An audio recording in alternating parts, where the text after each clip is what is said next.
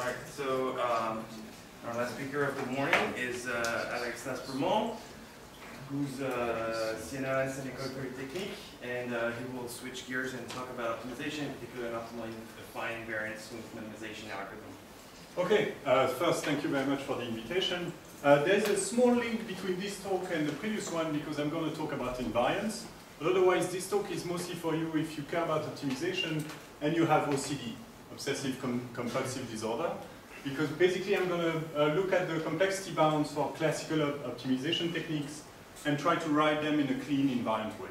So it's just a simple theoretical result, that's it.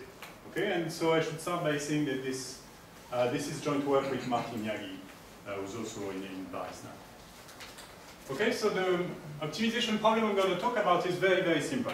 We try to minimize a convex function f, and we have a convex constraint that the variable over which we are minimizing lives in some convex compact set Q. Okay? And we're going to assume that f is smooth, and I'm going to make this precise later. And we're going to assume that Q is simple, and I'm also going to make that precise later. Okay? So that's it. And it's generic enough, but there's been a lot of work on this type of problem, and the most successful method so far for small-scale instances is Newton's method. Okay? And to summarize these results in an absolutely minimal amount of characters, basically what Newton's method does at each iteration, it takes a gradient step. It takes a step actually in the direction opposite to the gradient. But the difference here, and what's key in all the Newton complexity analysis and its behavior and so on, its stability, is the fact that the gradient step is normalized by the Hessian. Okay? And because of the work of Nesterov and Miarski in the 90s, we know a lot about the behavior of this algorithm, and we can describe it in very simple terms. So if you have OCD, you're happy. Okay? First, you have to make a few assumptions. They look awful, but they're not that bad, and I'm going to say why very soon. So you assume that f is self-concordant, okay? And that means that basically the absolute value of its third derivative is bounded by some multiple of the second derivative to the power 1.5. And you're thinking now, if you haven't seen this before, why on earth is this the right way of writing things? And well, this condition has many nice properties. The first is that it's affine invariant. So if you scale a function, and an affine invariant modification of a self-concordant function is still a self-concordant function. Okay? The second important property from a complexity analysis point of view is that this condition does two things at once. It's first an upper bound on the third derivative of the function, so it shows that the Hessian is not going to move too much. But at the same time, it's also a lower bound on the Hessian, right? So it's going to mean that the absolute value of the Hessian is bounded below. So it does everything you need at the same time. It's affine invariant, and that's exactly what you need. And so we're going to assume that f is self-concordant here, in this slide at least, and that Q has a self-concordant barrier function gx. Okay? And the main result in one of the key results in the book by Nesterov and Miarski in '94 is that Newton's method will produce an epsilon solution to this barrier minimization problem where you're trying to minimize the function plus t times the barrier that keeps the iterative side Q. Thanks for the Q.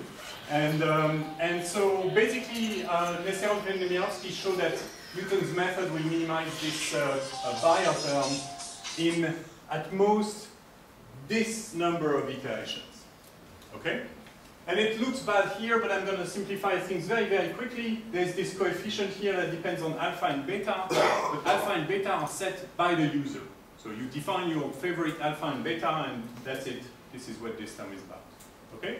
Then you basically have the suboptimality. It's the distance between the value of the function at the first point and the optimum of the function. And then you have a term that's basically the log of 1 over epsilon, where epsilon is the target precision.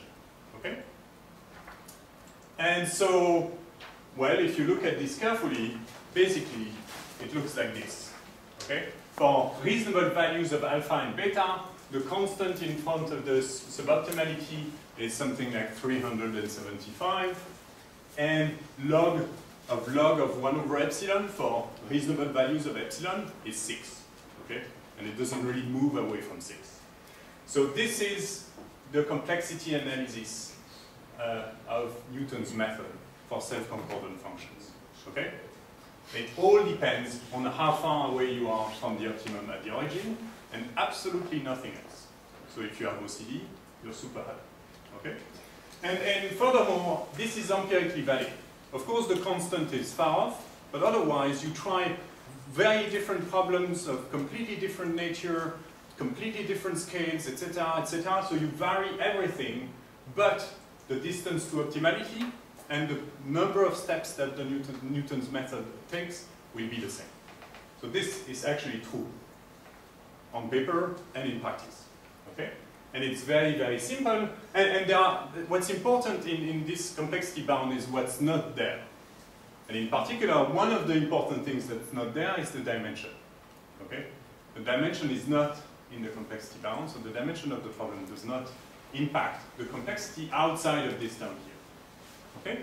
So that's one thing. The other thing that I'm going to discuss to a further extent today is the fact that this is affine invariant.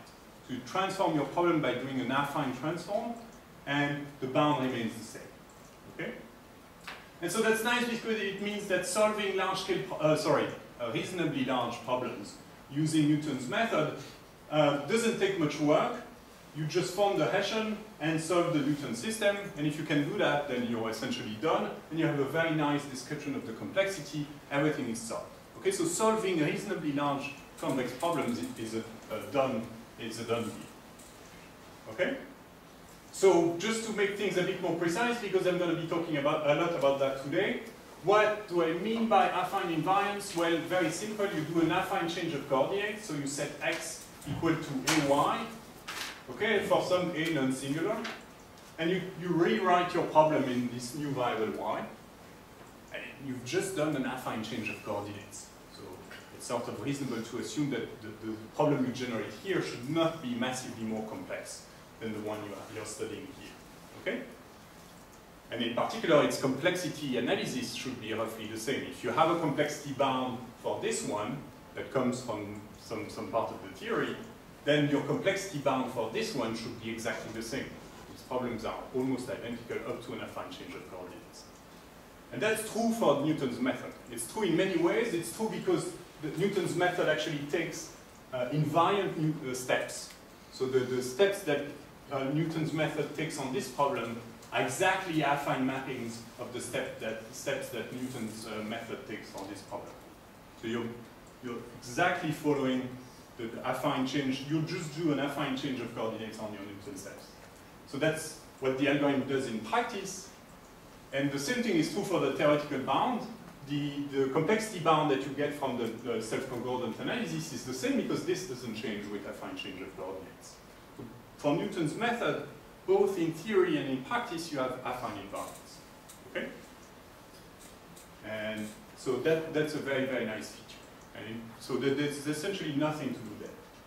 Okay, but unfortunately, the challenge now is scaling. Okay, and so if you don't know what to say, it's always a good idea to quote someone famous. And so basically now, at least from a talk by Mike at IHP, we know that real men or women solve problems with terabytes of data. And the 2014 version will have petabytes, right? And it doesn't stop. So the problem is scaling. Newton's method essentially solves everything that's reasonably large. So you don't have to work on that, it's just over. But unfortunately, beyond a certain scale, second order information is completely out of reach. And for a long time, people have tried to work on the linear algebra, on the structure, etc., to see if they could exploit structure enough to make Newton's method work beyond the current scales, and that was mostly a failure. Okay? So you cannot rely on everything I've said so far if your problem goes beyond a certain scale. It's hopeless. So you have to rely on first order methods, and the question is, can you get a similarly clean set of results for first order methods, and in particular, can you get affine invariance for first order methods? You should, because there's no reason for complexity estimates to vary with simple affine change of coordinates, but you don't get it for most modern first order optimization algorithms. So I'm going to basically spend the rest of the talk discussing that. Okay? So there is a famous, a classical at least example of an affine invariant first order method. And it has many names because it's old, so everything was invented on both sides of the Iron Curtain. So in the West this was called Frank-Wolf, but I think in Moscow this was Fedorov or conditional gradient. Correct me if I'm wrong. Okay, and the way it works is that at each iteration you compute a gradient and then you minimize an affine function over the set Q. And the good news is that typically these problems are very easy to solve. If Q is a polyhedron, for example, and this is just an LP. Okay? And sometimes it's even easier than that. For solving SDPs, for example, this is just an SVD, and so it's really, really efficient. And the good news about this algorithm is beyond the fact that it's actually really simple to implement, is that it has a very, very simple complexity bound. So we define something called the curvature, and the curvature is well, long to write, but it's essentially a bound on the second, a normalized bound on the second order residual in the Taylor expansion. So you know that it looks vaguely like a quadratic term. So you're bounding something that looks like a quadratic term. And you can show that the complexity of the Frank-Wolf algorithm, as if the function is smooth enough, is bounded by 4 times CF divided by epsilon. So obtaining an epsilon solution to your problem using the conditional gradient method of Frank-Wolf has a complexity bound which is CF divided by epsilon. Furthermore, CF is affine invariant. So this is exactly the kind of result we want. Simple algorithm, a simple complexity bound, and the complexity itself has this nice invariance property. So that's excellent news, except this epsilon complexity here is suboptimal. If the function has a Lipschitz gradient, then the best lower bound that's actually achieved by many algorithms now is 1 over square root of epsilon. Alex, actually it is optimal if your set is a box. Yeah, it is optimal in certain settings, but basically you can do better than that with further assumptions. So basically, my point here, this is just to illustrate the fact that you can get first order algorithms that are affine invariant, but the problem is, the question is, can you get accelerated algorithms that are affine invariant in certain settings? So of course, this depends on your assumptions, but in at least a subset of the problems described here, this is not optimal. And the question is, can you get affine invariant optimal complexity bounds for accelerated first order methods?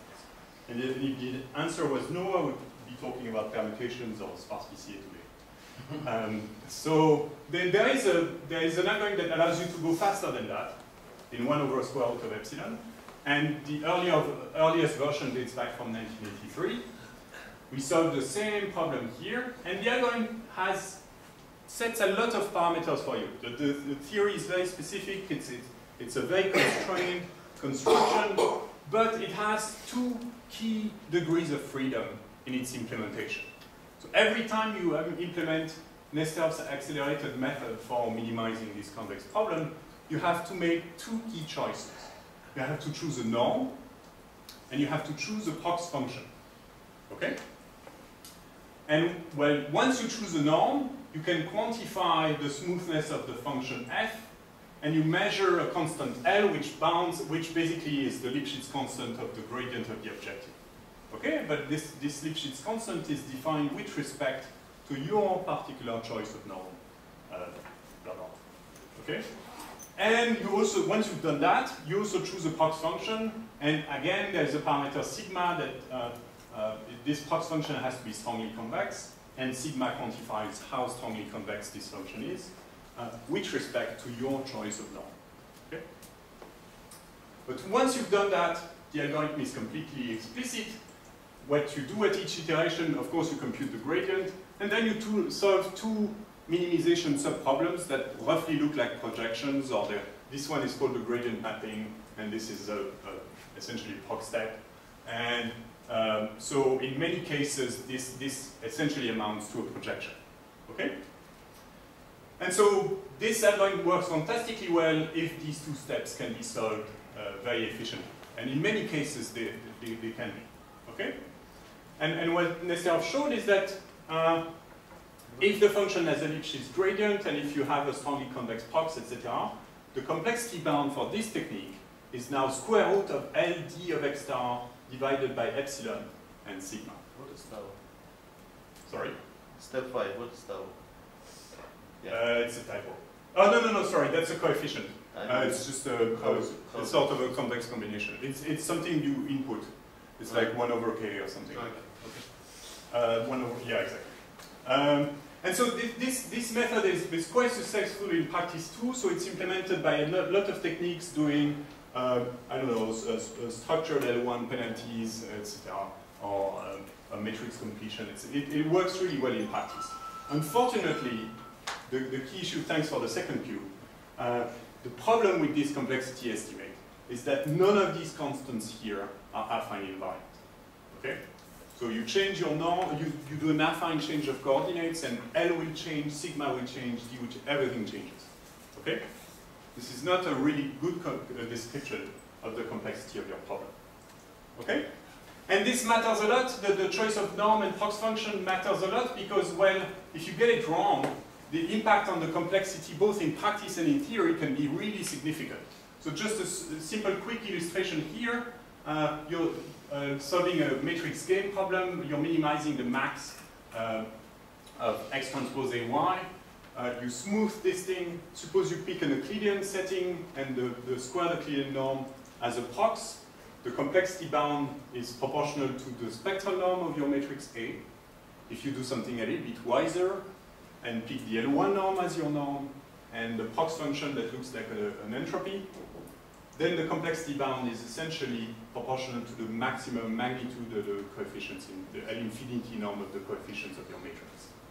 And for a Bernoulli matrix, for example, the difference is basically a square root of that.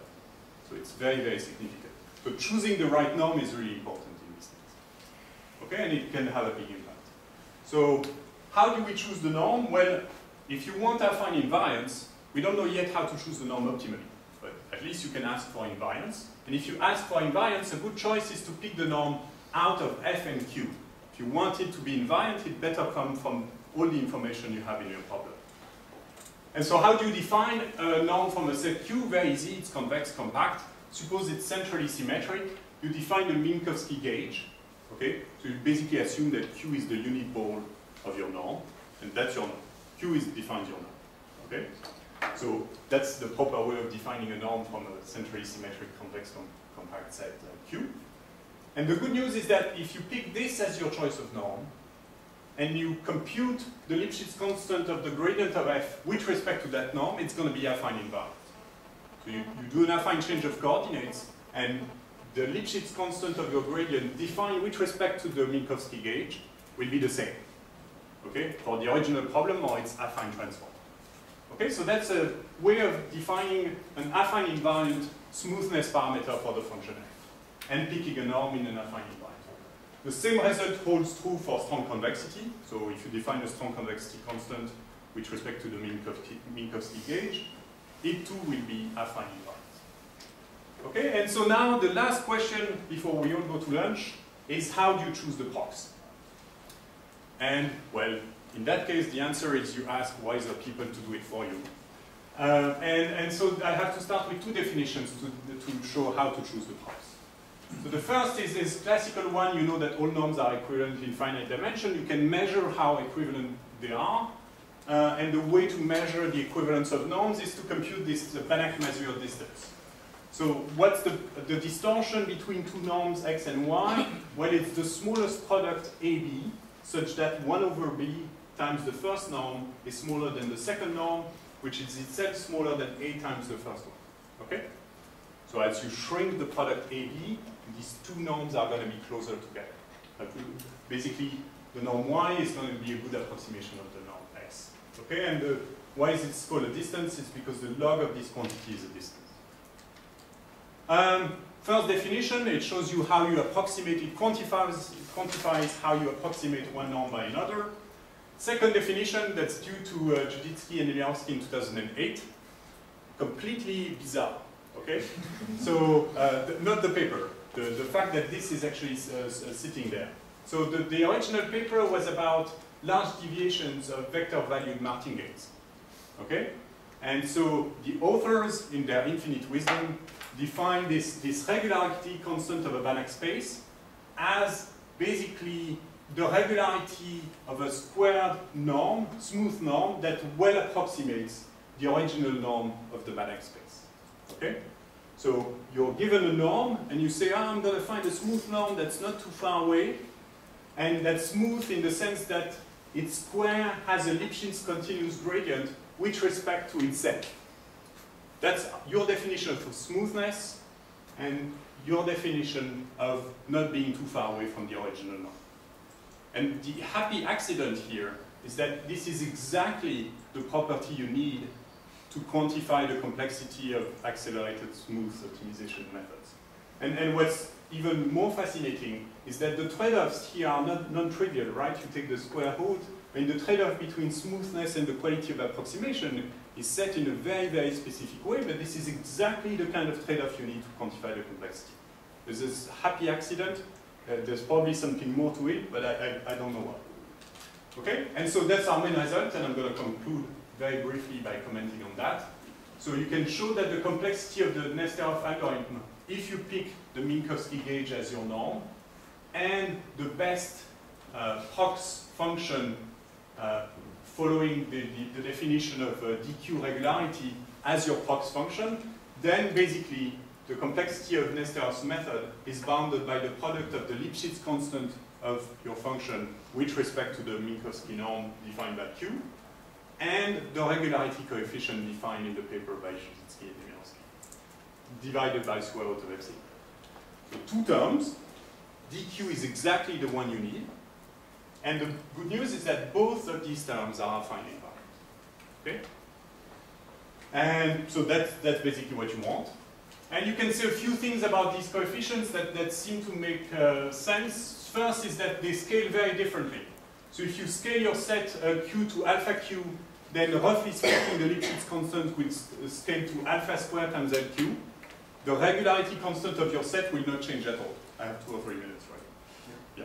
And so basically, this is the dq is scale free, and LQ is order 2, homogeneous. So that's good news. And so if you fix the norm, given your norm, basically LQ dq is the best constant you can find. But we don't know yet if our choice of norm is optimal. Then you have also some algebra on how to assemble sets and compute the regularity constant of sets you assemble together, or products of sets, etc. So we don't know yet if our choice is optimal, but we know how to test it and compare it with the best estimates known so far. And one setting where this matters is when you're optimizing over a simplex. Okay? And we've seen before that if you optimize over a simplex, it's a good idea to pick the L1 norm as your norm and the entropy function as your prox. Okay? And in that case, the complexity is bounded by the Lipschitz constant with respect to the 1 norm times log n divided by epsilon. Okay? Well, if you follow our analysis, you pick a slightly different choice of norm and prox function. But sorry, the norm is still the same, so you get this Lipschitz constant with respect to the L1 norm. And the prox function will be slightly different. It's a squared alpha norm with alpha equal to 2 log n divided by 2 log n minus 1. But roughly speaking, you also get this complexity estimate with a factor 16. So it seems that looking for affine invariance, in this case, also gives you the optimal complexity value, which is strange. And the good news too is that it gives you this L1 Lipschitz constant, which is the smallest possible among all choices of LP norms. Okay, so just to conclude, what can you conclude in practice for this thing?